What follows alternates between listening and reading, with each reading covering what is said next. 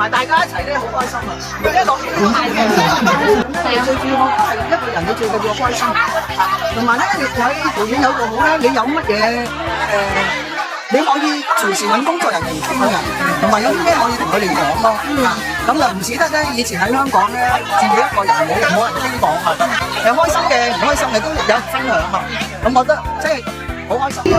最主要係入咗桃園之後咧，你作息定時啦，飲食又正常啦，再加上你有嗰啲健康嘅運動或者係活動，咁啊有好多啲長者嗰個節目啦，咁參加又唔同嘅，識得人又多，咁啊遲啲仲有埋個老年大學都諗住會報名。我年年有我年年都想參加。